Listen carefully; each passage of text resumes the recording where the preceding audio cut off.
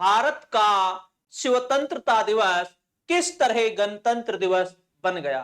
हम बात कर रहे हैं 26 जनवरी 1930 ईस्वी की। उस समय पहली बार भारत में स्वतंत्रता दिवस 26 जनवरी को मनाया गया था। 15 अगस्त 1947 से पहले भारत में स्वतंत्रता दिवस 26 जनवरी को ही मनाया जाता था, लेकिन भारत आजाद हो जाता है 15 अगस्त 1947 को।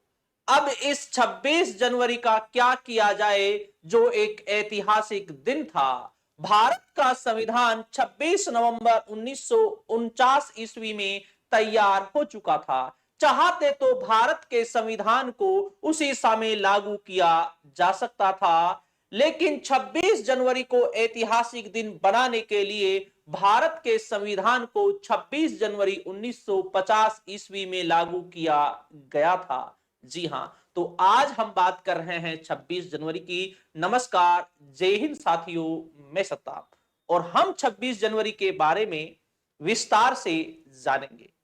भारत में प्रत्येक 10 वर्ष के बाद एक अधिनियम बनाया जाना था।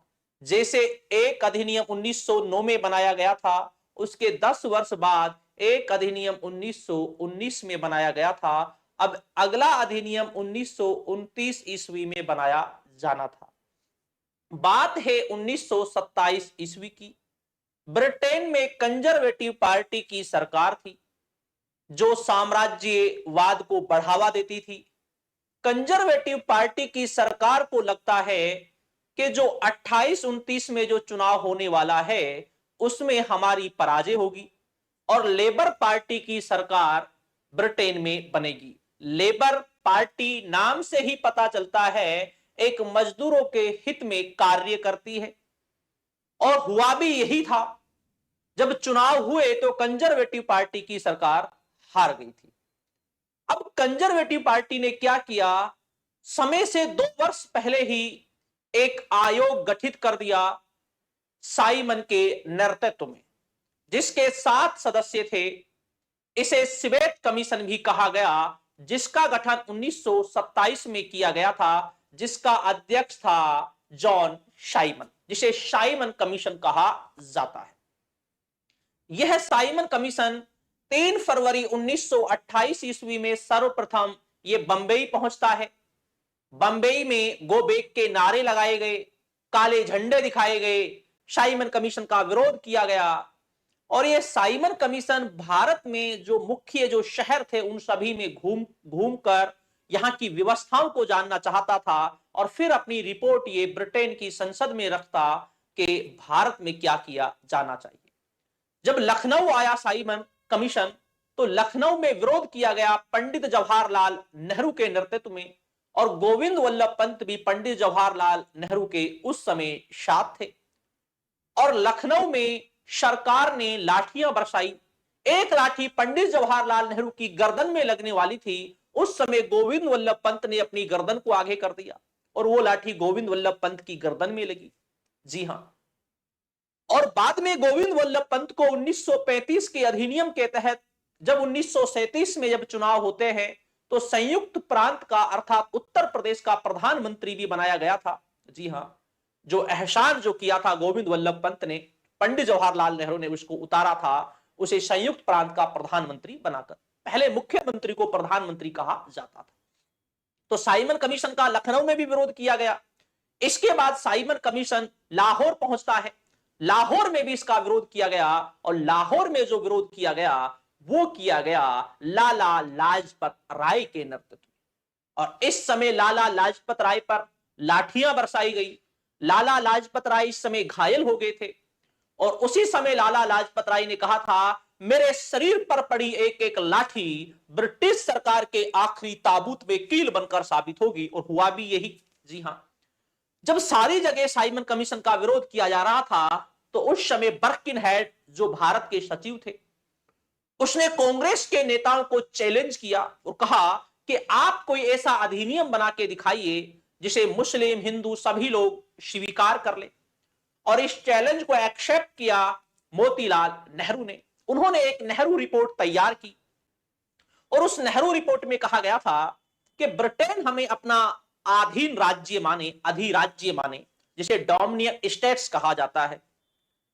और नेहरू रिपोर्ट के लिए समय दिया गया भारत सरकार के लिए, अगर इसे 1929 ईस्वी तक स्वीकार नहीं किया गया तो अभी तो हम अधिराज्य की मांग कर रहे हैं, लेकिन फिर हम पूर्ण स्वराज्य की मांग करेंगे। उसके बाद भारत सरकार के कान पर जू तक नहीं रेंगी और 1929 ईस्वी में कांग्रेस का अधिवेशन था लाहौर में, जिसका प्रेसिडेंट चुना गया था पंडित जवाहरलाल नेहरू। और मोतीलाल नेहरू रिपोर्ट को स्वीकार करने के लिए भारत सरकार के पास अंतिम समय जो दिया गया था 31 दिसंबर 1929 का दिया गया था, लेकिन नेहरू रिपोर्ट को स्वीकार नहीं किया गया। तो उसी समय पंडित जवाहरलाल नेहरू ने रावी नदी के तट पर मध्य रात्रि में तिरंगा झंडा लहराया और कहा, अब हमें अधिराज्य नहीं चाहिए, अब हमें पूर्ण स्वराज्य चाहिए, अब हमें पूर्ण स्वराज्य चाहिए। और पूर्ण स्वराज्य की मांग कांग्रेस के लाहौर अधिवेशन में पंडित जवाहरलाल नेहरू ने की थी। इसके बाद 2-4 जनवरी को 1930 में कांग्रेस के सदस्यों की मीटिंग होती है। अब क्या किया जाए? उसी समय कांग्रेस के सदस्यों ने बहुमत के साथ यह निर्णय लिया, आने वाली 26 जनवरी को हम स्वतंत्रता दिवस मनाएंगे।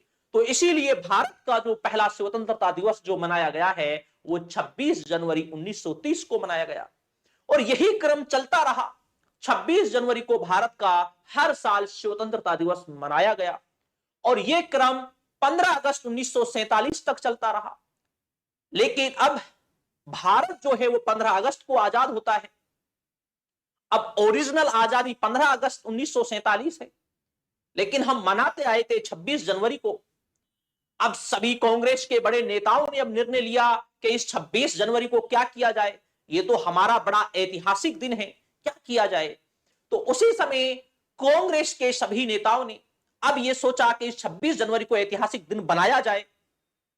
भारत का संविधान 26 नवंबर 1949 ईस्वी को तैयार हो चुका था, लेकिन 26 जनवरी को ऐतिहासिक दिन बनाने के लिए जो भारत का संविधान 26 नवंबर 1949 ईस्वी में तैयार हुआ था और 26 जनवरी को ऐतिहासिक दिन बनाने के लिए भारत के संविधान को 26 जनवरी 1950 ईस्वी में लागू किया गया और उसी समय से भारत का गणतंत्र दिवस मनाया जाता है। इसी 26 जनवरी को ऐतिहासिक दिन बनाने के लिए भारत के संविधान को 26 जनवरी 1950 ईस्वी में लागू किया गया था। तो यह था भारत का स्वतंत्रता दिवस किस तरह भारत का गणतंत्र दिवस बन गया। और आप सभी को सद्दाम की ओर से अर्थात द वर्ल्ड क्लासेस जयपुर की ओर से गणतंत्र दिवस की तहे दिल से बहुत बहुत हार्दिक शुभकामनाएं।